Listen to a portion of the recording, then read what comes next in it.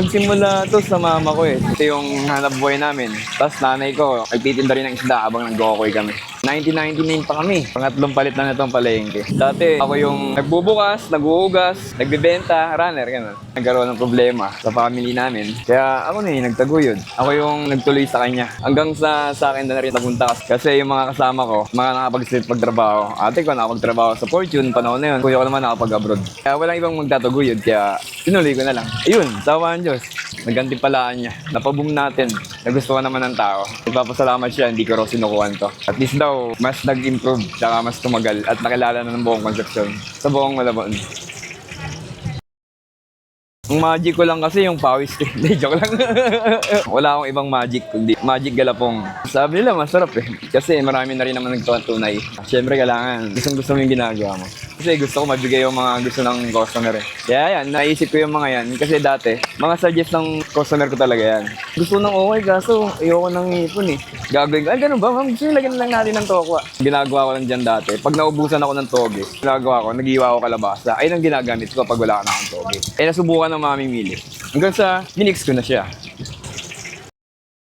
Meron tayong special, super special. May add-on siyang tokwa, tapos may onion ring siya. Ito yung regular. Meron din tayong veggies with tofu, regular with tofu. Nakakailang piraso kayo na sa araw.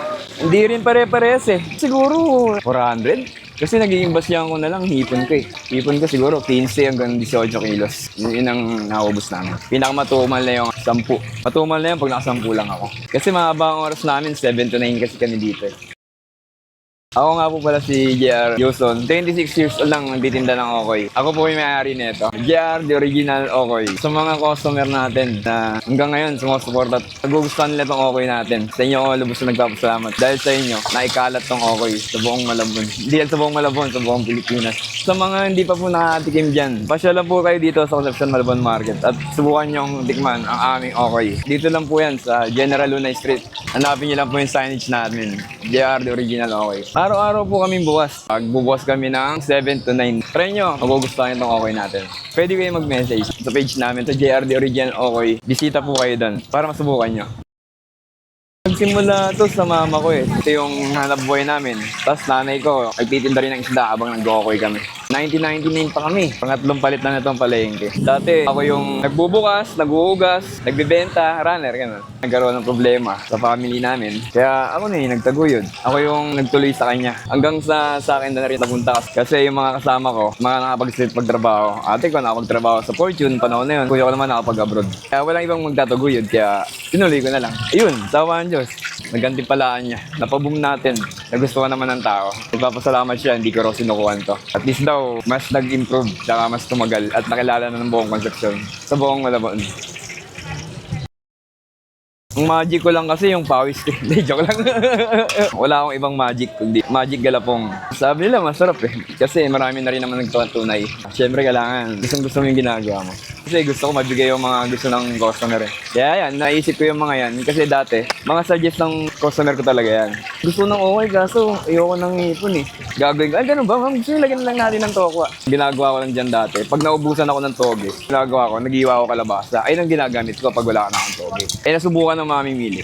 Hanggang sa, minix ko na siya. Meron tayong special, super special. May add-on siyang tokwa, tapos may onion ring siya. Ito yung regular. Meron din tayong veggies with tofu, regular with tofu. Nakakailang piraso kayo na sa araw. Hindi rin pare-pares eh. Siguro 400. Kasi nag-iimbasyan ko na lang, hipon ko eh. Hipon ko siguro 15 hanggang 18 kilos. Yun ang nakubos namin. Pinakamatumal na yung 10. Matumal na yun pag naka-10 lang ako. Kasi mahaba ang oras namin, 7 to 9 kasi kami dito eh.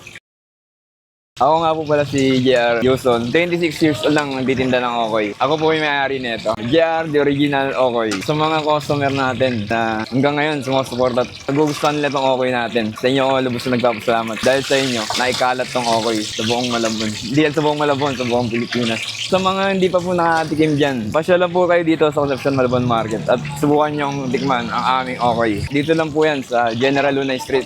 Hanapin niyo lang po yung signage namin. JR, the original Okoy. Araw-araw po kami bukas. Magbubukas kami ng 7 to 9. Try nyo, magugustuhan itong Okoy natin. Pwede kayo mag-message sa page namin, sa JR The Original Okoy. Bisita po kayo doon para masubukan nyo.